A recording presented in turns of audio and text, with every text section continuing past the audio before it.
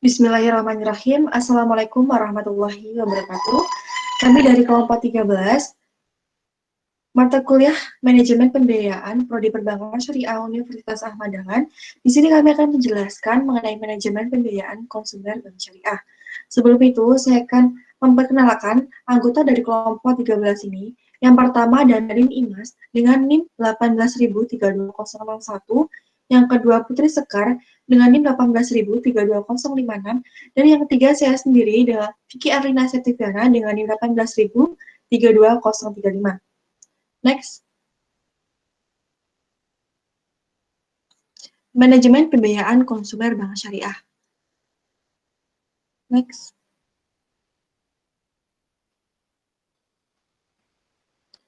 Sebelum membahas lebih dalam mengenai konsumer pembiayaan bank syariah, kita harus tahu lebih dahulu tentang manajemen atau pengertian manajemen pembiayaan bank syariah. Jadi, manajemen pembiayaan bank syariah itu sebuah proses perencanaan, pengorganisasian, pengkoordinasian, dan pengontrolan sumber daya yang dilakukan oleh bank yang akan menjalankan kegiatan usahanya berdasarkan prinsip syariah dalam hal pemberian fasilitas keuangan kepada calon penerima pembiayaan. Next.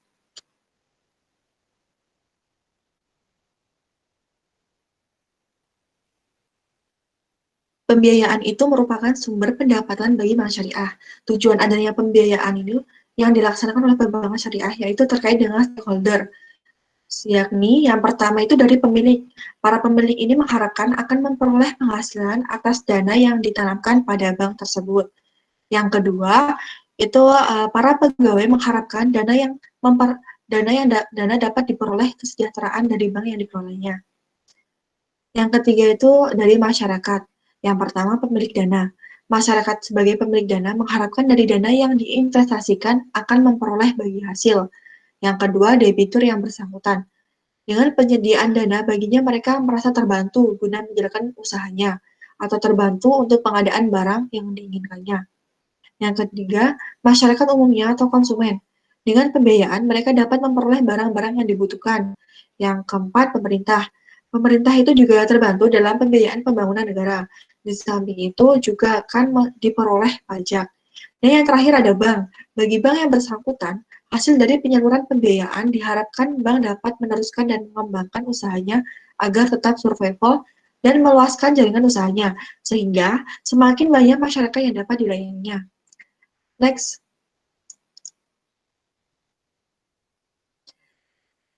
Dalam melakukan penilaian permohonan pembiayaan bank syariah, bagian marketing harus memperhatikan beberapa prinsip utama yang berkaitan dengan kondisi secara keseluruhan nasabah. Nah, di sini ada beberapa prinsip penilaian yang dikenal dengan 5C plus 1S. Sebenarnya ada beberapa prinsip dalam penilaian pada pembiayaan bank syariah. Nah, ini salah satunya yaitu ada prinsip 5C plus 1S, yaitu yang pertama ada karakter. Karakter itu penilaian terhadap karakter atau kepribadian calon penerima pembiayaan dengan tujuan untuk memperkirakan kemungkinan bahwa penerima pembiayaan dapat memenuhi kewajibannya. Nah, di sini ada beberapa cara yang dilakukan untuk menilai karakter. Yang pertama itu ada on the spot checking. Itu merupakan kunjungan langsung oleh akun officer atau AO ke tempat domisili atau usaha calon nasabah. Nah, dengan tujuan untuk memastikan kebenaran data dan menggali aktivitas usaha nasabah. Yang kedua itu ada sistem informasi debitur atau SID. Nah, ini dilakukan untuk melihat informasi fasilitas pembiayaan yang pernah diperoleh oleh nasabah pada sebelumnya. Yang ketiga itu ada check-in atau personal check-in.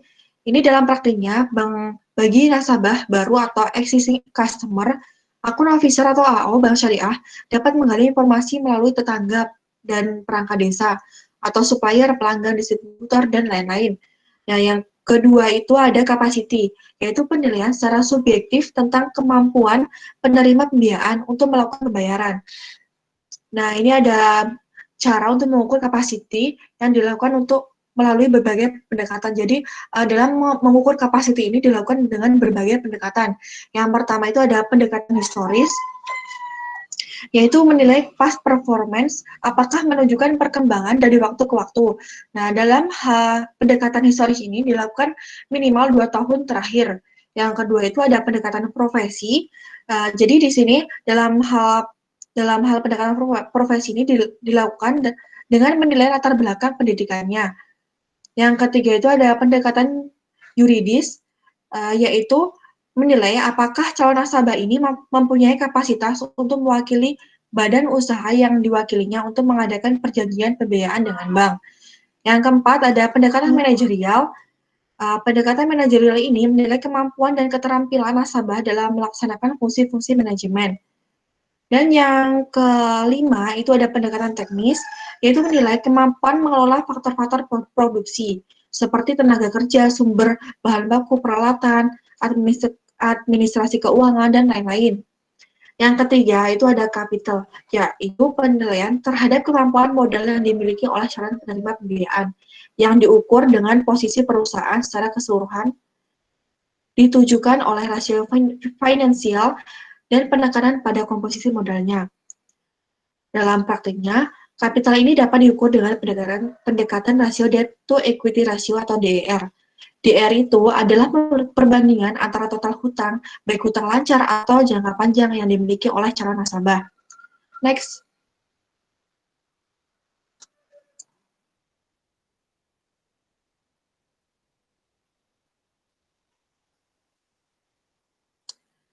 Yang keempat, ada kolateral, yaitu jaminan yang dimiliki calon penerima pembiayaan. Penilaian ini tuh bertujuan untuk lebih meyakinkan bahwa jika suatu resiko kegagalan pembayaran terjadi, maka jaminan dapat dipakai sebagai pengganti dari kewajiban. Dalam penilaian ini tuh dapat ditinjau dari dua segi. Yang pertama ekonomis, yaitu nilai ekonomis dari benda yang akan diagunkan. Yang kedua yaitu yuridis, itu menilai apakah agunan tersebut memenuhi syarat-syarat yuridis untuk dipakai sebagai agunan. Dan yang kelima itu ada condition. Dalam hal ini, bank syariah itu harus melihat kondisi ekonomi yang terjadi di masyarakat secara spesifik untuk melihat adanya keterkaitan dengan jenis usaha yang akan dilakukan oleh calon penerima pembiayaan. Dan yang terakhir itu ada kepatuhan syariah. Penilaian ini itu dilakukan untuk menegaskan bahwa usaha yang akan dibiayai itu benar-benar sesuai dengan fatwa, dengan prinsip-prinsip syariah atau tidak melanggar syariah dan sesuai dengan fatwa DSN MUI. Next. Selanjutnya ini akan dijelaskan oleh Melin. Kepada Melin, saya persilahkan. Selanjutnya, selain dengan metode 5C6A, ada analisis kualitatif dan kuantitatif. Terdapat metode analisis pembiayaan pada perbankan syariah yang belum banyak diketahui oleh masyarakat, yaitu analisis scoring system. Analisis scoring system ini yaitu analisis pada pembiayaan konsumer. Dan pembiayaan ini juga tergolong produk massa. Analisis pembiayaan dan alat pengambilan keputusan lazim menggunakan scoring system. Pada sistem ini, bank menetapkan bobot atas setiap elemen informasi mengenai nasabah dan objek pembiayaan. Next. Ada beberapa hal yang perlu diperhitungkan dalam analisis scoring system. Yang pertama ada data demografi calon nasabah, yang kedua penghasilan calon nasabah, yang ketiga ada status tempat tinggal, yang keempat lokasi tempat tinggal, yang kelima hasil bank checking, dan yang terakhir ada limit pembiayaan yang dimohon oleh calon nasabah. Dalam melakukan analisis pembiayaan konsumer dengan scoring system, terlebih dahulu ada kriteria yang ditetapkan menjadi parameter penerimaan atau persetujuan suatu aplikasi pembiayaan. Untuk kriterianya terdiri dari satu penghasilan, kedua DSR, yang ketiga jangka waktu pembiayaan, yang terakhir limit pembiayaan. Next. Sebelum dilakukan analisis pembiayaan, AO membutuhkan berbagai macam instrumen baik berupa data maupun informasi. Instrumen analisis ini ada dua, yaitu data kualitatif dan data kuantitatif. Yang pertama, data kualitatif menyangkut kemampuan calon nasabah dalam bidang usahanya dan kemampuan manajemen untuk memastikan usaha yang akan dibiayai dan dikelola oleh orang-orang yang tepat. Yang kedua, ada analisis instrumen kuantitatif adalah penilaian yang berkaitan dengan aspek keuangan dan non-keuangan nasabah atau dari calon nasabah. Next. Selanjutnya akan dijelaskan oleh Putri Sekar Aryani. Silakan.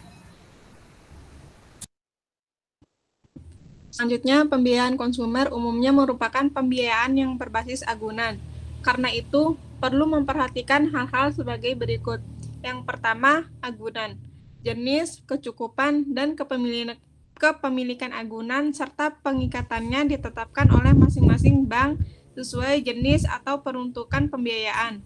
Penilaian agunan dapat dilakukan dengan penilaian independen atau KJPP atau penilaian internal bank, tergantung jenis agunan yang diterima.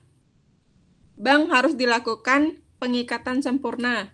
Yang kedua, loan to value, yaitu rasio antara nilai pembiayaan yang dapat diberikan oleh bank terhadap nilai agunan pada saat awal pemberian pembiayaan. Yang ketiga, down payment. Bank menetapkan DP atau uang muka yang harus disediakan oleh nasabah untuk limit pembiayaan yang dapat diberikan oleh bank.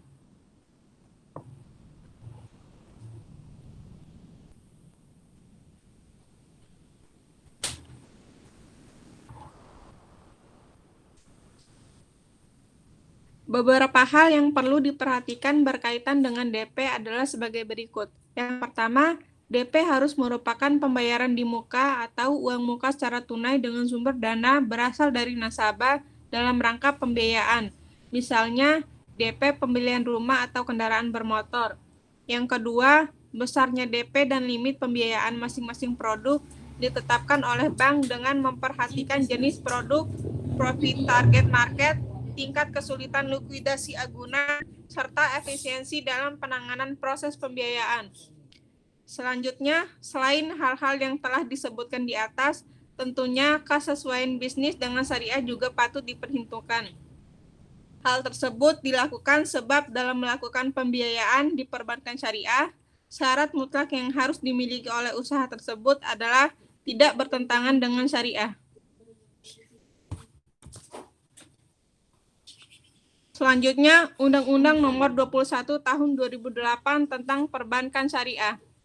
Penentuan batas penyaluran pembiayaan suatu bank syariah sebagaimana yang diatur undang-undang tersebut adalah sebagai berikut. Untuk peminjam dari pihak tidak terkait, batas maksimum pemberian pembiayaan adalah 30% dari modal bank syariah sesuai dengan ketentuan yang ditetapkan oleh Bank Indonesia. Dan untuk pihak terkait, dalam hal ini yang dimaksudkan adalah pemegang saham yang memiliki 10% atau lebih dari modal di sektor bank syariah, anggota dewan komisaris, anggota direksi, keluarga dari persero perorangan, komisaris dan direksi, pejabat bank lainnya, serta perusahaan yang di dalamnya terdapat kepentingan dari pihak yang di atas. Batas maksimum pembiayaan 20% dari modal bank syariah sesuai dengan ketentuan yang ditetapkan oleh Bank Indonesia. Selanjutnya akan dijelaskan oleh Melin.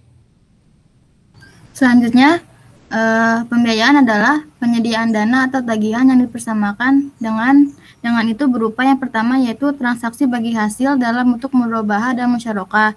Yang kedua, transaksi sewa menyewa dalam bentuk ijaroh atau sewa beli dalam bentuk ijaroh mutahiyah bit tamlik. Yang ketiga, ada transaksi jual beli dalam bentuk piutang, murabahah, salam, dan istisna. Yang keempat, ada transaksi pinjam meminjam dalam bentuk piutang qard. Yang terakhir ada transaksi sewa menyewa jasa dalam bentuk ijaroh untuk transaksi multi jasa berdasarkan persetujuan atau kesepakatan antara bank syariah atau unit usaha syariah dan pihak lain yang mewajibkan pihak-pihak yang dibiayai dan diberikan fasilitas dana untuk mengembalikan dana tersebut setelah jangka waktu tertentu dengan imbalan ujroh tanpa imbalan atau bagi hasil sebagaimana disebutkan dalam Undang-Undang Nomor 21 Tahun 2008 tentang Perbankan Syariah.